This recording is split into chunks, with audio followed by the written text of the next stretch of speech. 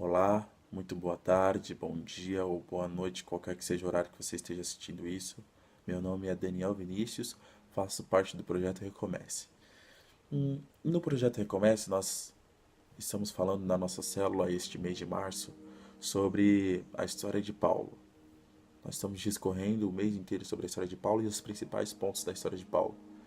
Paulo, um dos maiores escritores da Bíblia ou autores da Bíblia de todos os tempos, juntamente com Moisés e Davi.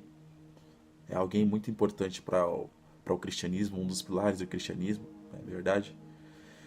Paulo é alguém muito interessante. Esse último sábado nós falamos sobre religião assassina. É um tema que eu já venho falando há algum tempo e que nós voltamos a falar sobre uma perspectiva um pouco diferente. Acho que da última vez eu usei, não vou me lembrar agora, um provérbio para poder falar sobre esse tema. E agora nós estamos usando a história de Paulo com mais embasamento, com mais. E melhor. A história de Paulo é muito legal, muito interessante. Paulo ele vem falando, ele é quem mais fala sobre graça, ou além de Jesus, é quem mais fala sobre graça. Paulo ele entendeu o que era graça, ele nos deixou bem entendido o que era graça, ele principalmente, eu acho, por causa do testemunho mesmo dele. Ele era alguém que, se vivesse hoje, talvez a gente não daria nem espaço para essa pessoa. Ele era alguém rígido, uma pessoa desprezível no início da sua vida, até o encontro dele com Jesus. Paulo ele deixa muito claro no início da história dele que Jesus ele não escolhe você pelo que você é, mas sim pelo que ele pode fazer através de você. E vamos ler aqui comigo em Atos capítulo 9, versículo 1. Saulo, respirando ainda ameaças e morte contra os discípulos do Senhor, dirigiu-se ao sumo sacerdote e lhe pediu cartas para as sinagogas de Damasco, a fim de que, caso achasse alguns que eram do caminho, assim homens como mulheres, os levasse preso para Jerusalém. Logo após, aqui Paulo encontra Jesus, nesse mesmo capítulo. Ele estava perseguindo as pessoas, os seguidores do caminho, porque naquela época ainda não existia o dito cristão, ou a palavra cristão, ainda não existia. Paulo perseguia ali então aqueles seguidores de Jesus que estavam propagando o evangelho através da máquina que era a igreja e que problematizou toda a história de Jesus que você conhece bem. Paulo ele estava levando aquelas pessoas ali para serem presas, julgadas e talvez até mortas futuramente, como muitos morreram por suas ações. Paulo ele era um assassino de cristãos e Jesus chama ele agora para ser pescador de homem ou para ser um ministro do evangelho. Interessantíssimo isso, porque Paulo ele não, aos nossos olhos humanos, ele não merecia nada disso. Ele não merecia ser dito nem filho de Deus, ele não merecia nem escrever todos os livros que ele escreveu. Aos nossos olhos é interessante isso falar, interessante colocar isso. Mas Jesus ele chama Paulo.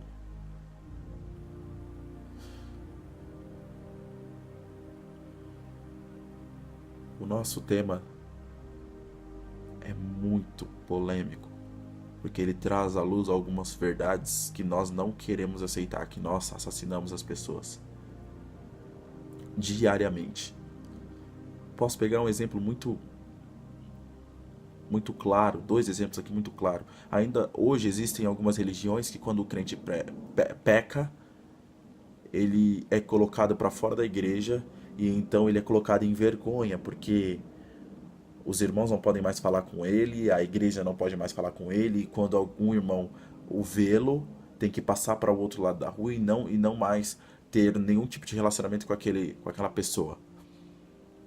Existem outras religiões que quando o crente ou o membro peca, ela o coloca em disciplina, fala para toda a igreja o que aconteceu, algo que ela disse para o pastor em sigilo. Primeiro eles fazem uma reunião para poder julgar aquele pecado e quanto tempo aquela pessoa tem que passar em disciplina ou afastado das coisas da igreja, ou mesmo se aquela pessoa merece a exclusão. E aí depois daquele sinédrio moderno, eles colocam a pessoa diante, colocam o pecado da pessoa para a igreja inteira e a disciplina da pessoa para a igreja inteira ou a punição da pessoa para a igreja inteira. Isso quando eles não excluem a pessoa. Isso te lembra alguma coisa? Isso te lembra essas cartas aqui que Paulo estava pedindo para poder perseguir os cristãos? Isso te lembra essas reuniões do Sinédrio que condenavam as pessoas? Isso te lembra as reuniões do Sinédrio que crucificaram Jesus? Para mim, lembra muito. Também, outro exemplo é a nossa perseguição constante com aqueles pecados que não são naturais dentro da igreja, ou que são naturais, nós não temos conhecimento, por exemplo, a homossexualidade ou o homossexualismo.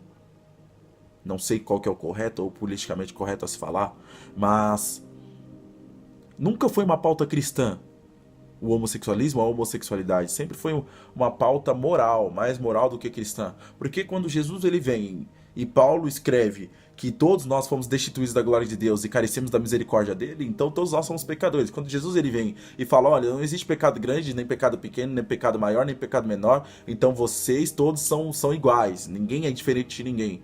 Então isso deixa de ser uma pauta do cristianismo, isso deixa de ser uma pauta nossa, o pecado do outro, a vida do outro, sob julgamento. É importante falar sobre julgamento, não que nós não devemos partilhar com outros as nossas angústias, não que nós não devemos partilhar com os nossos pastores as nossos defeitos, os nossos pecados, mas sim que isso deixa de ser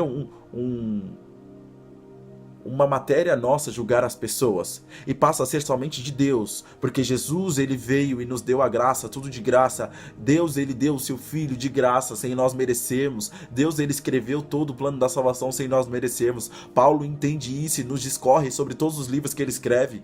Ele fala constantemente sobre graça. Não é papel nosso julgar as pessoas, o homossexual, ou a prostituta, ou qualquer que seja o pecado que nós encaremos hoje como moralmente maiores do que outros. Eles são todos iguais e nós somos todos pobres de espírito, assim como eles também são. Nós não temos o direito de julgar ninguém. Nós não temos o direito de saber o pecado do outro, se assim ele não o confessar a nós. O papel da religião é amar as pessoas acima de todas as coisas. E isso é ruim para nós ouvirmos que nós só devemos amar e não devemos mais julgar e nem pautar o comportamento das pessoas. É horrível isso. Olha, quando nós entramos na presença de Deus, nós devemos primeiro olhar para a palavra de Deus, que é o nosso espelho, o nosso guia. Primeiro nós devemos olhar para os nossos pecados e para as nossas falhas, para depois olhar o que o próximo faz. Primeiro olha a trava que está dentro do teu olho, depois o cisco no olho do teu próximo. Jesus ele fala isso. Então, se eu pudesse dar um conselho para você, hoje o meu conselho seria: ame as pessoas sem reservas. Foi para isso que ele nos deixou. Ame as pessoas sem medo de amar as pessoas. Ame as pessoas sem olhar para a lepra que elas carregam, ou sem olhar para o que elas são, mas sim para o que Jesus pode fazer através delas. Ame sem reservas. Foi para isso que ele nos deixou aqui. Paulo diz que de nada vale todos os dons, saber todas as coisas, se você não tem amor.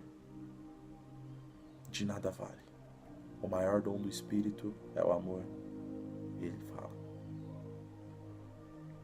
ame as pessoas.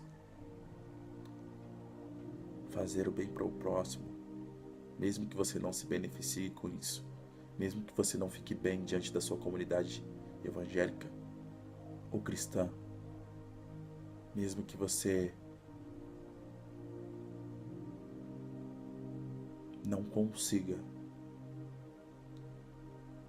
e que os limites já tenham sido impostos ou colocados por você mesmo. Ame. Ame. O maior dom de Deus é o amor. Jesus se fez, com a licença de todas as palavras, pecador por um dia, quando ele assumiu todos os pecados do mundo. Ele se separou do Pai para que você tivesse vida, e você não pode abrir mão simplesmente daquele preconceito já pré-instaurado em você e daquilo que você aprendeu errado, para poder amar o seu próximo. Ame o seu próximo. Você é amado de Deus. Você é o espelho de Deus. Ame o seu próximo. O trate como Jesus o trataria. Meu nome é Daniel. E eu vou ficando por aqui. Eu espero que o Senhor abençoe sua semana. Espero que o Senhor abençoe os seus passos. E que você tenha cada vez mais luz. Não para que você faça coisas grandiosas, mas para que você se enxergue. E para que você possa enxergar Jesus nos outros.